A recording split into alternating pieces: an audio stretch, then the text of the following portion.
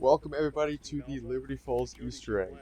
So first things first, we need 7,500 points to open up the entirety of the right side of the map. So first thing, we're going to go to the motel, run up these steps, and a scripted event is going to occur which will spawn roughly 10-12 zombies. Kill these guys and get close to 1,000 points. And once you do that, run over to the next door, open it up, and we're just going to keep on running. Once we get here, we're going to open this door up and get our first Easter egg item. It's going to be a water valve right in front of the flower shop. So right here, I knifed it just to show. We're going to pick it up and head on over to the church. Once this final laser gate is open, we're going to head over to the church, open the front door, and walk on over to the machine. You either have to hold E, X, just any interaction button, and it'll begin a cutscene. This guy's going to spawn and just continue to talk and talk and talk. You don't have to listen to it, so we're just going to run out of the church. Taking the exit in the back of the church, we're going to run to the graveyard, wait for the groundskeeper to spawn, kill him, and pick up his key. In my playthrough, it took a couple of rounds for this guy to spawn. I just ran in and out of the graveyard, and it does increase the chances of him spawning. So we're going to run over to the shack, open up the door, pick up the handbrake. Then head on over to the bowling alley, hit this panel, place the water valve, continue to hold interact, either E or X, etc. This part's a little difficult solo, but we're just going to keep holding the valve as long as we can. I recommend grouping up the zombies and just slowly but surely doing it.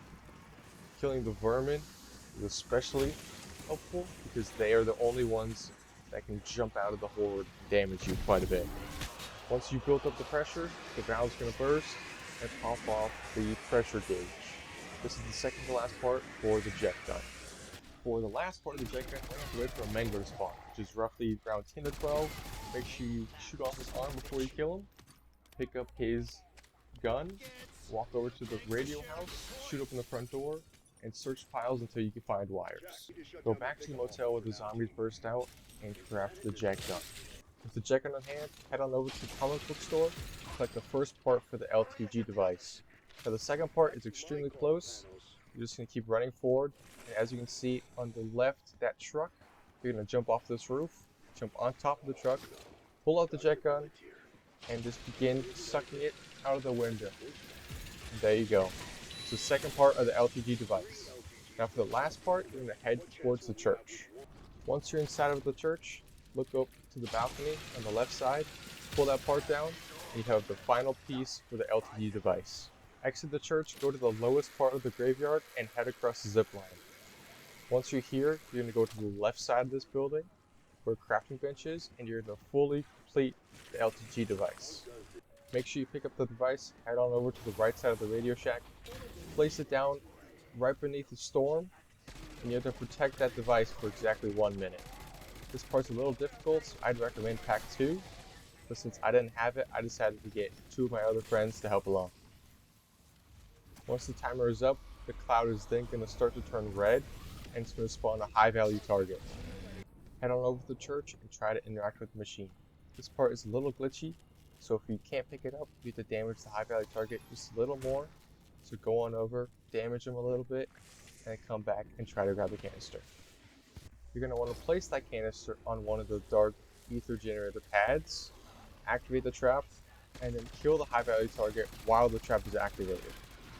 If done correctly, you'll see the soul of the high value target go into the canister. Pick it up and head back on over to the church.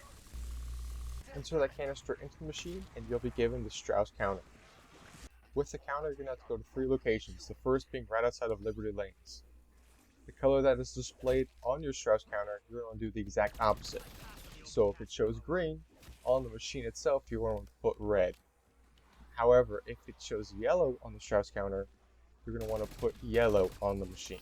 The second machine is very close to the shack where you got the brake for the jet gun. And the last machine is on top of the bank. You're going to run over here, by the wall, drop down, and interact with the machine the exact same way.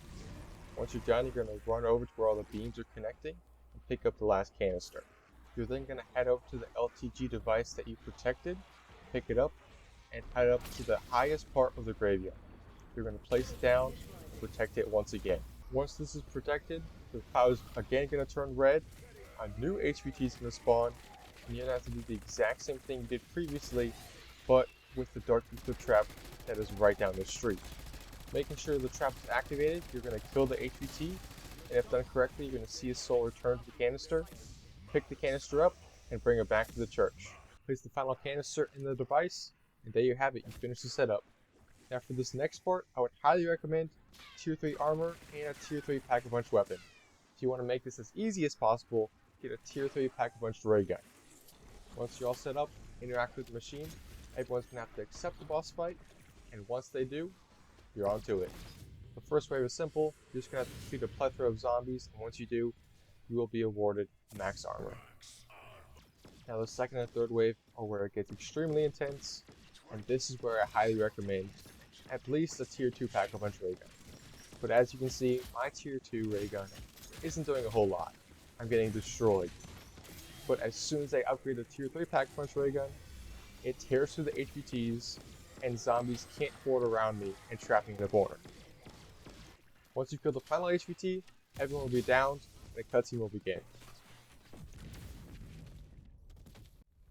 Alpha team, how copy? Somebody tell me what just happened. Any station this net, what is your status? Thanos, if you've heard them, I swear I'll... No interruptions for this next part.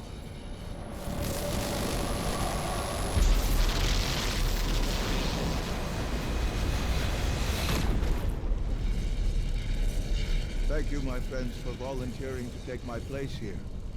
Or, in your parlance, thank you for being voluntold.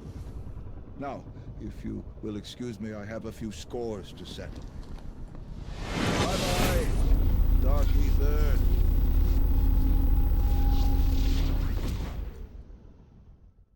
And there you have it. The Liberty Falls Easter egg has been completed.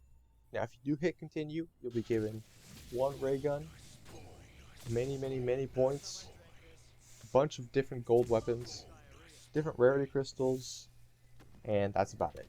But anyways, thank you guys so much for watching. If you did enjoy, please like, subscribe, comment, share, whatever you want to do. I love you guys. I'll see you later.